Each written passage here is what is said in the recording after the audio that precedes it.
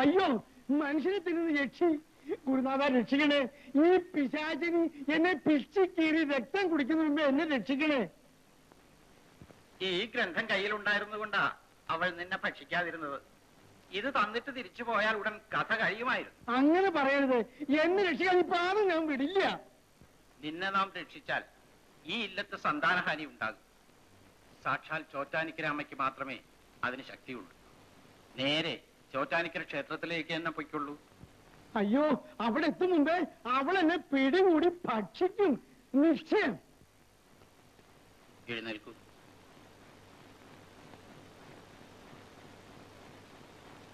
ഇതാ ഈ കല്ലുകൾ കയ്യിൽ വെച്ചുകൊള്ളൂ. തിരിഞ്ഞു നോക്കരുത്, നിൽക്കുകയുമരുത്. അവൾ തൊട്ടു പുറകിലെത്തിയാൽ ചോറ്റാനിക്കര അമ്മയെ ധ്യാനിച്ച് ഒരു കല്ല് പുറകോട്ടെറിയും. ചോറ്റാനിക്കര ക്ഷേത്രത്തിൽ പ്രവേശിച്ചാൽ രക്ഷപ്പെട്ടു. ഗുരുനാഥ, നോം. സംശയിക്കണ്ട, നോമല്ലേ പറയുന്നത്. അമ്മ അനുഗ്രഹിച്ചാൽ ഒരാപത്തും വരികയില്ല. പോയിക്കൊള്ളൂ.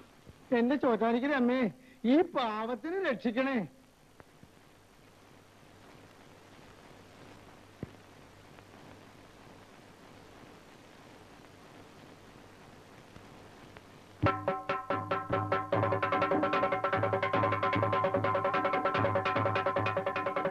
തിരുമേനി, ഒന്ന് നിൽക്കുന്നു. എത്ര നേരമായി അടിയൻ കാത്തു നിൽക്കുന്നു. അടിയൻ പറയുന്ന ഒന്ന് കേൾക്കൂ തിരുമേനി. അമ്മേ, ചോറ്റാനിക്കര അമ്മേ. ഇങ്ങനെ കണ്ട ഭാവം ഇല്ലാതെ പോയാലും തിരുമേനി, അവിടുത്തെ കാമാക്ഷിയല്ലേ പറയുന്നത്. ഒന്ന് കേൾക്കുന്നേ. അടിയൻ പറയുന്ന ഒന്ന് കേൾക്കൂ തിരുമേനി. ഒന്ന് നിൽക്കൂന്നേ അവിടെ. നിന്നില്ലെങ്കിൽ ഇവൾ പിടിച്ചു നിർത്തും. അമ്മ,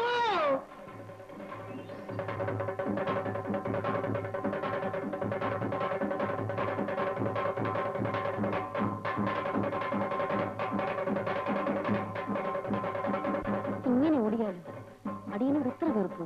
അവിടുത്തെ ദാസിയല്ലേ ഇവൾ. ഇവളെ ഒന്ന് തലോടി തളർച്ച തീർക്കൂ. തളർന്നത് നോമ. മഹാനായ നീയേ തുണ. അമ്മേ, ഒന്ന് നിൽക്കൂ തിരുമേനി. തിരുമേനി,